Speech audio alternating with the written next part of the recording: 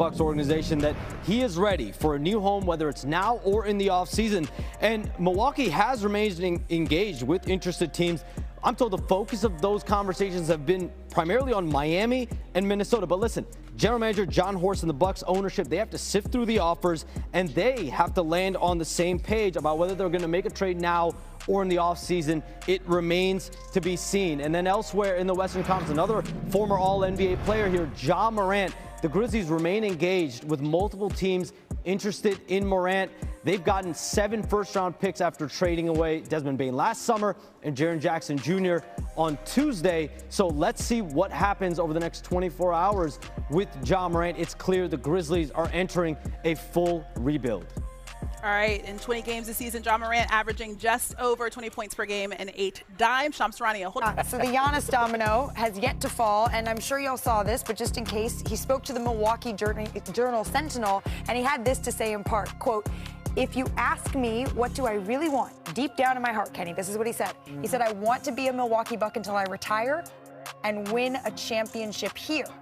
He continued, "If that is not possible to happen, and if then you maybe realize that that's not the case and maybe they're looking somewhere else and that's not what they're trying to do," talking about the Bucks, "then automatically you have to be in the place of if plans of what they're trying to do or weigh other options. It's normal." And this is really fascinating. He said, "I always listen and trust, but what I'm trying to say, how many chances do I have left to win a championship?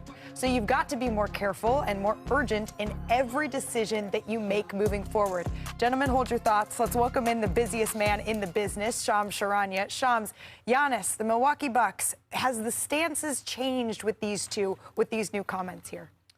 Malika, to put it plainly, Giannis Antetokounmpo, I'm told, has told the Bucks, communicated to the Bucks for a period of months now that he believes the time has come to part ways, and that has essentially forced the Bucks to listen to teams, to engage with teams, and remain in touch with teams here this week on the eve of the NBA trade deadline. That includes Miami, Minnesota, Golden State. But at the end of the day, General Manager Jon Horst and Bucks ownership have to sift through the offers and land on the same page about the big question, whether to execute a trade now or push this to the offseason.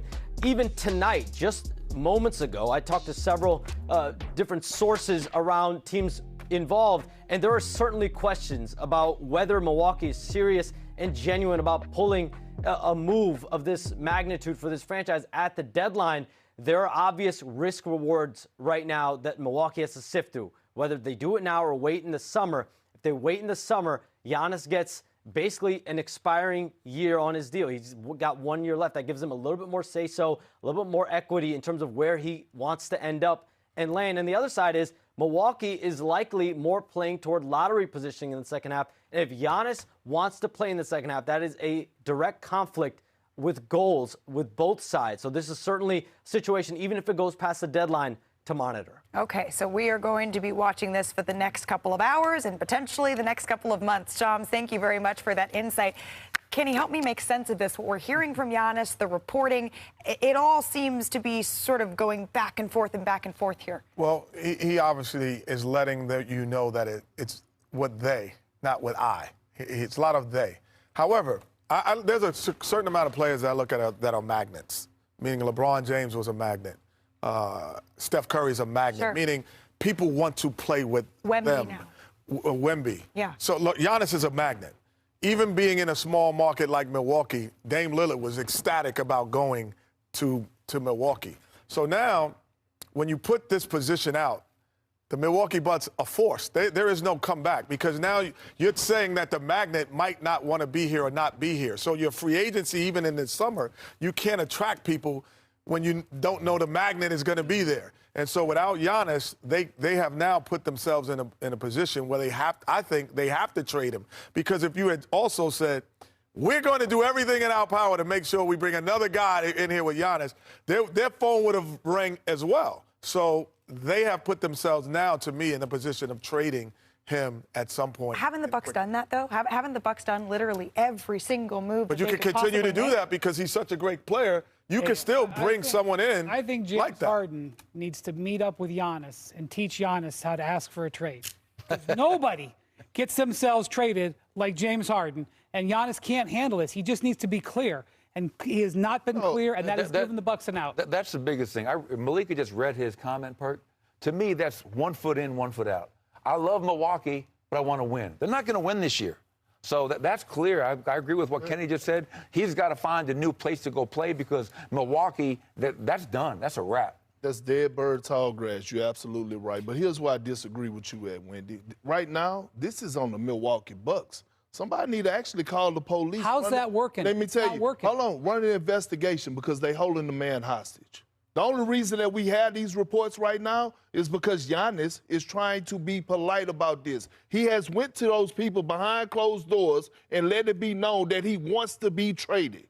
Why are they not making the move? Because he's not putting pressure on him. James Harden said, trade me. I'm not going to show up again to a game unless you trade me. But that's not Giannis. Giannis. And I'm saying that's what's led to this situation. But Wendy, here's what I'm telling you. We're talking about a Giannis Antetokounmpo that was drafted, that came in and said, I want to win the MVP one day. I want to win a championship. Giannis actually cares about his legacy and cares about what people feel about him, and that organization knows that. Well, back when he signed the contract extension and there was all this conversation about whether or not he was going to stay or not in Milwaukee, there was sort of an understanding that if he ever wanted to be traded. We welcome you inside our Los Angeles studio, and look who's back with us. Look who's back. Kenny the Jet Smith, back again. Kendrick Perkins, Michael Malone, Brian Windhorst. I'm Malika Andrews. A little jet lagged, but happy to be here with you guys. Fellas, can you believe it? The trade deadline's tomorrow, and we got some good games tonight.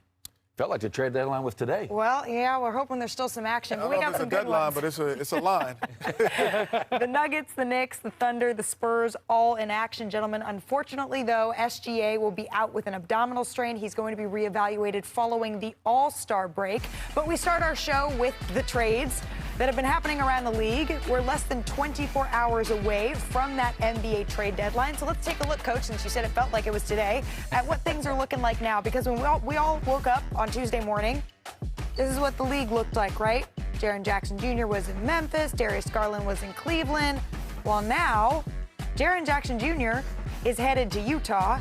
An all-star guard swap happened between Darius Garland and James Harden. The former MVP is headed to Cleveland. That's for you. And 1 year after arriving in Dallas, Anthony Davis, he's a Wizard, Harry. He is a member of the Washington Wizards. And the champs, they made a move. They traded for Jared McCain. But Kenny, you want to focus in on the Cleveland Cavaliers here, my friend. Yes, the Cleveland Cavaliers, because early on when they made the trade for Dennis Schroeder, people were like, why is that happening? But also, now when you have James Harden, so all of a sudden, you replace James Harden with Darius Garland. And so all of a sudden now you have the lob threat that you have before, because he is one of the best lob throwers, James Harden, in the game. Now you have Donovan Mitchell, who gets double-teamed. You cannot double-team him anymore, because all of a sudden now if you double-team him and they're going to leave James Harden open, and he's going to also have another lob threat with Allen, and Tyson is probably playing his best basketball ever. And then, which is really interesting, when Schroeder comes into the game, you think he's going to replace Harden? No, take out Mitchell.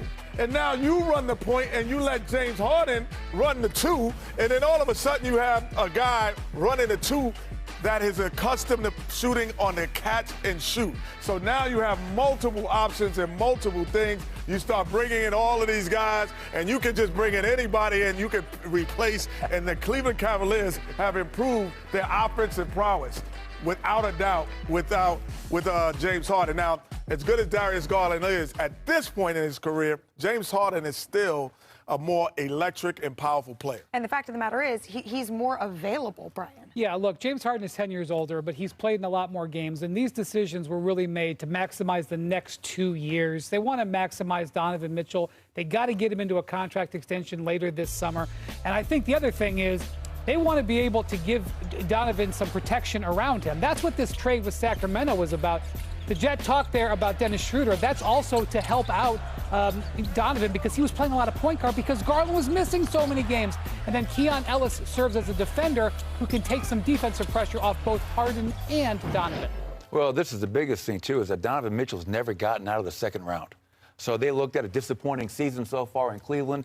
They needed help. Right. And this does speed up their window. But I'm with Kenny. I'm with Perk. I think adding James Harden, bigger, more durable. He can play lob game when Donovan Mitchell's out with Allen or Mobley. I think it's an outstanding pickup. And I think Cleveland just moved up the Eastern Conference. Donovan Mitchell is on the clock. Donovan Mitchell is on the clock.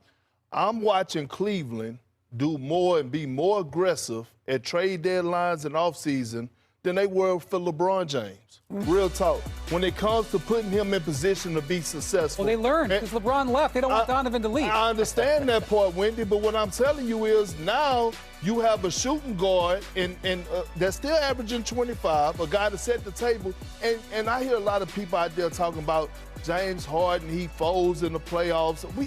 Look, he's the third option on this team. To Donovan Mitchell and Evan Mobley. All you need for James Harden to do is to win you one playoff game each series. Well, you know what? He could do that. And everybody says, well, are they going to fit together?